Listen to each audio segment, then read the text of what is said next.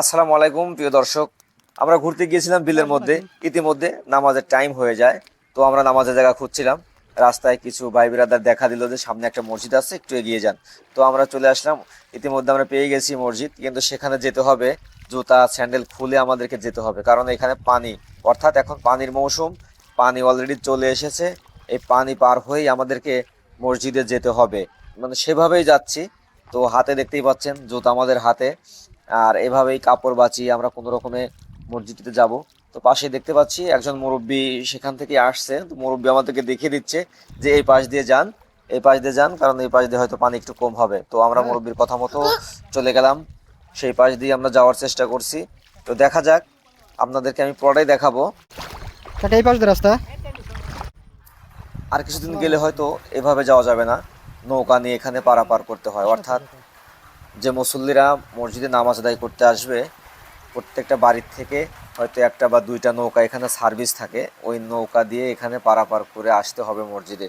তো আমরা একটু ভয়ে ভয়ে যাচ্ছিলাম যে কোনো জায়গায় হয়তো আবার বেশি গর্ত থাকলে পারে হয়তো পড়ে যেতে পারি বা পুরাটাই ভিজে যেতে পারি। তো তো মুরব্বির দেখানো পথ অনুযায়ী আমরা সেভাবে চলে গেলাম এবং শেষমেশ আমরা মসজিদের সিঁড়িতে উঠে পড়লাম। এভাবেই আমরা মসজিদের ভিতরে চলে যাব। যাওয়ার পরে সেখানে আমরা নামাজ আদায় করব।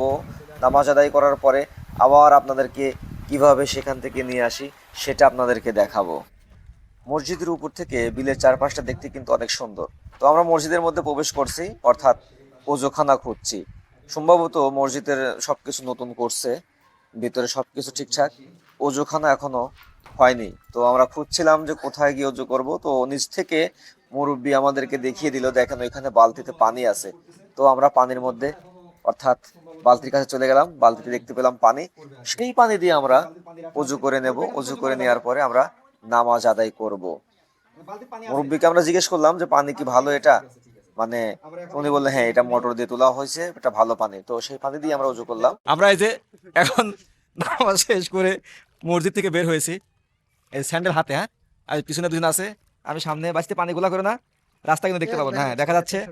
মানে দেখেন আসলে আর একটু পানি বেশি হলে এদের জন্য ভালো হবে, হয়তো একটা নৌকা এখানে থাকবে বাঁধা।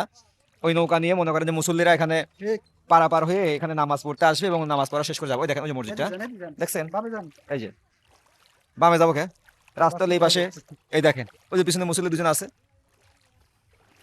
আমি নামাজ পড়ি নেই। ও আমার ভাতিজা নামাজ পড়ে নাই। আমিন। ভাতিজাকে বলেছি তুমি যেখানে যাও ঘুরতে যাও, নামাজের সময় হলে এদিক সেদিক 2-4-10 মিনিট হতেই পারে, কিন্তু অবশ্যই যেখানে মসজিদ পাবে সেখানেই নামাজ আদায় করে নিতে হবে। কারণ হচ্ছে আমরা যাই করি, যে বিনোদনী দেই আর যাই করি, যেভাবে ঘুরি ফিরি, নামাজ কিন্তু আমাদের লাগবে। হ্যাঁ, এটা ছাড়া কিন্তু আখেরাতে গিয়ে আমরা পার হতে পারবো না। নামাজের হিসাব আগে। যার নামাজ কবুল হবে তার সব কিছু কবুল হবে, আর যার নামাজ কবুল হবে না তার অন্য যত ভালো কাজ আছে কোনোটাই কবুল হবে না। এই বিষয়টা অবশ্যই আমাদেরকে মাথায় রাখতে হবে। কি ভাতিজা ঠিক বলছি না? আশা করি সামনের উক্ত থেকে যেখানেই থাকো নামাজ আদায় করবে। ওই বলবে পোশাক ঠিক নাই, এটা সেটা, মানে নামাজ এমন একটি অবস্থায় পোশাক ছাড়াও পরা যায়, এমন অবস্থায় আসা তোমার কাছে পোশাক নাই, তখন তখন কিন্তু পোশাক ছাড়াও পরা যায়। বিষয়টা মনে রেখো। হ্যাঁ, তো সবাই ভালো থাকবেন।